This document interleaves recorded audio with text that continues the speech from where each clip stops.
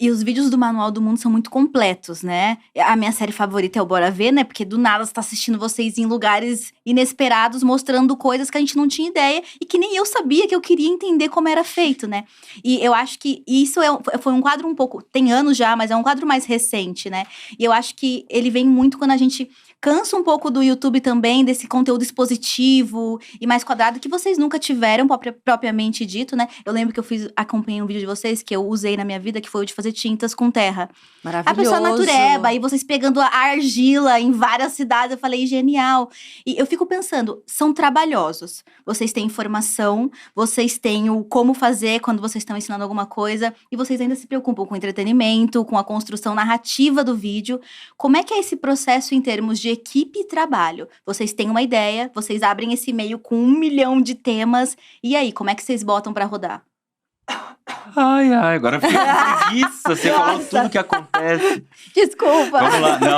Não, é que você fala isso, já passa 1000 coisas na minha cabeça. Mas é legal falar isso também, porque… Olha que louco, muita gente acha ainda que é só a gente fazendo, Que né? é só a gente cata uma câmera e sai incrível, gravando né? em casa e tá tudo certo, não tem nada a ver Muita com gente isso. tem dúvidas ainda se a casa que aparece do Manual do Mundo, se é a de nossa vocês. casa. Olha que louco. E a gente não grava em casa faz 10 anos. Então, Caraca. Mas sabe por que isso? Era uma coisa que a gente tava discutindo em off aqui junto com a equipe, que todo mundo é muito fã. Porque acho que vocês foram um dos poucos canais que a gente acompanha que consegue mudar, delegar funções, fazer as coisas, mas não perder a essência. Uhum. Tipo, ainda tem uma cara Manual do Mundo que é Fico tipo, feliz. Nossa, isso é um isso alívio. é muito difícil. Porque isso é o mais difícil. É o mais difícil, gente. É porque você desanda fácil, né? Uhum. Mas respondendo a tua pergunta, a gente tem uma casa que a gente já montou um estúdio na casa, onde trabalha todo mundo.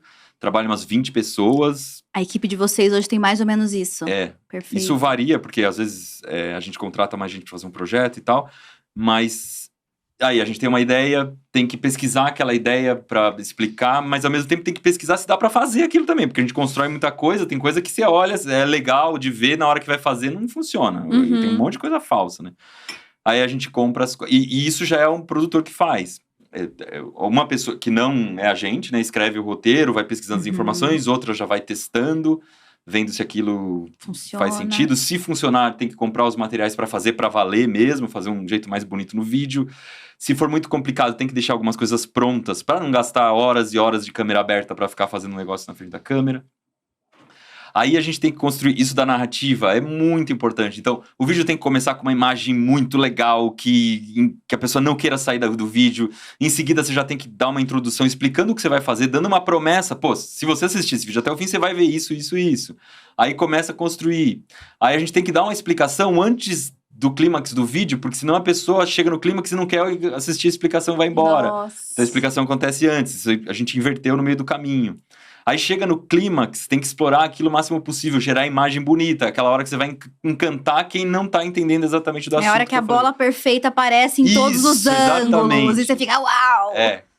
E aí, tem que ter um final engraçadinho, em que a gente vai estragar o que a gente fez, ou a gente vai contar alguma piada, ou vai botar uma cena de erro de gravação. Então, tudo isso é planejado com antecedência. Não é pra fazer na hora, porque senão na hora não vai sair. Vai faltar. Aí tem que gravar story, tem que fazer thumb do vídeo, tem que… todo aquele material acessório que a gente tem que gerar. E aí começa a edição. E aí a gente já largou de mão, que na edição já dá um desespero, né? Quanto tempo de bruto? Só pra gente ter uma curiosidade. Não é muito. Não é muito? Não. Porque tem toda essa pré-produção, né? Não é muito. Porque se a gente for gravar solto, deixar a câmera rodando, os editores matam a gente, né? Sim. Não dá. Então é muito, tem poucos erros e é muito assertivo, né, na gravação. Muito picadinho. Então, corta agora, vamos fazer tal ângulo, aí vai, corta de novo, faz. Quando tem convidado, aí a gente tem que ser mais solto, porque a interação tem que ser natural, né? Tem que botar a câmera fixa, largar rodando, mas os editores querem matar. E é uma câmera, a gente trabalha com uma câmera. Caraca! Então vocês têm que parar pra fazer esses cortes. Sim. Tem que parar pra fazer Então, por mais que o bruto seja pequeno, o tempo de gravação é extenso, né? Vocês demoram quanto tempo pra gravar um conteúdo como esse, que você tem que pôr a mão na massa? Acho que vai um dia inteiro, fácil. Caraca, às vezes é mais. Vídeo. Porque tem coisa que você faz que tem que esperar de um dia pro outro. Pra Agora a gente tá secar. fazendo uma casinha lá, que é uma maquete vida real. Então a casinha, ela é feita de cimento, com Caraca. aço, com viga, só que é pequena. Meu, só pra secar o cimento vai de um dia pro outro. Então você faz o cimento e você quer pintar. Não pode, tem que curar o cimento, tem que esperar tantos dias pra secar. Então vai de picadinho em picadinho. E isso tem a ver também com, eu acho que a característica do conteúdo, né? Que não dá para o editor chegar e pegar uma parte do vídeo que não tem nada a ver com aquele passo a passo, com aquela instrução. Então a gente, ao longo dos anos, foi desenhando esse modelo. Então tem um motivo, né? Pra gente era muito melhor, muito mais fácil de assegurar a qualidade final do conteúdo, investindo mais tempo na gravação do que na edição. Pra evitar devolutiva. Exatamente. É, evitar o Usar a vai e vem imagem infinito. errada. Não, aqui não era pra ser essa Perfeito. imagem. Não, e bora Perfeito. ver, que você falou, né? Você vai na fábrica. Aí eu vou gravando a narração, um pouquinho em on, um pouquinho em off, né? Que você grava só no microfone sem aparecer. Mas cada imagem que o câmera faz uma máquina funcionando, eu tenho que avisar, editor, essa aqui é a máquina que eu falei tal hora que ela tá fazendo isso. Aí trocou de Nossa. lugar, editor. Ontem a gente foi numa fábrica de papel higiênico. Então, editor, isso aqui a gente tá fazendo tubete. É o papel que faz o tubete. Editor, agora o tubete tá sendo enrolado. Essa aqui é a cola que tá Nossa. enrolando o papel do tubete. Tem uma direção.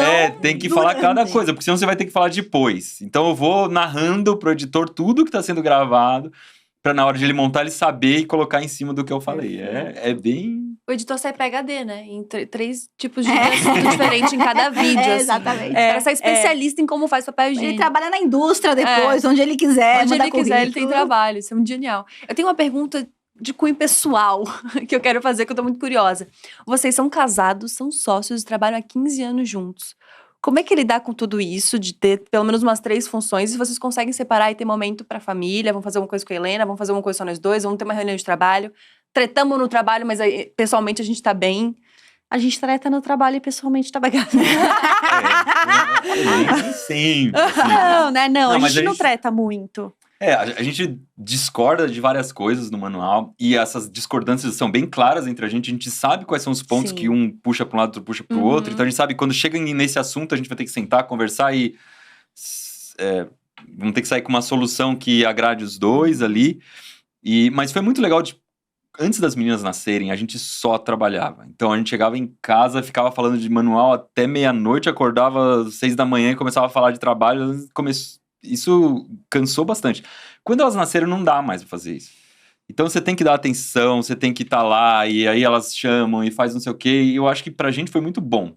Que aí você não desliga mesmo, não dá pra ficar falando de trabalho enquanto tá com elas. Eu tô fazendo aqui, digitando na máquina de escrever, olha se tá certo, não sei o que, a gente vai lá, olha, dá atenção. Então, Hoje a Helena tem 7 anos e a Melissa tem 4. E eu ia perguntar justamente isso, né? Trabalhando, assim, fazendo estágio em escola, você vai falar com uma criança de 10, 8, 7, qual o seu sonho? YouTuber, quero ser YouTuber, tia. Não TikToker agora. Quero ser TikToker. Como é pra elas? Elas têm noção do que vocês são e de que vocês são estrelas digitais? Como é que esse impacto? Elas ainda não sabem muito o que significa isso. A Melissa não tem 4 ideia. A Helena tá começando a ter agora, por causa dos amigos também, que estão começando a ter acesso. Mas elas não assistem YouTube. Elas assistem, mas assistem muito pouco. A gente tenta, porque elas estudam praticamente o dia todo. E aí, quando elas estão com a gente tenta ficar com elas. Então, a gente dá uma segurada. E aí, agora, por conta dos amigos, a Lelê tá começando a ficar… Descobriu o Manual do Mundo. Tá começando a ficar fissurada. aí ela quer assistir, eu chego em casa, ela pergunta o que eu gravei. Ai, meu Aí Deus. ela quer assistir os Bora Vês todos, só que quando ela pega ela começa a assistir de monte. Aí quando ela assiste uns 3 vídeos em que só eu apareço, ela, não, agora eu quero ver um vídeo que a mãe aparece também. Ai, Ela vai procurar os vídeos da Mari, não sei o quê. E aí ela também usa isso como desculpa, que tem muita criança que quer assistir, aí o pai não deixa, mas é Manual do Mundo. Então pode assistir mais um pouquinho. sensacional, Que legal. E quando vocês falaram, né, do resultado disso da gente trabalhar junto e viver junto, eu acho que no fim a conta pro Manual é muito legal. Porque pra gente, a gente percebe claramente que o Manual do Mundo é um resultado dessas duas personalidades. Quando pesa demais pra um lado, sai do Manual do Mundo, não é o Manual do Mundo. Ou fica muito entretenimento, ou fica muito nerd. E aí não é, porque o Manual do Mundo é entretenimento educativo. A gente quer que todo mundo faça as coisas nerds, mas que possa se divertir também. Essa disputa tem que existir, né? Tem que ter existir. cada um tensionando a corda para um lado para a coisa ficar justa.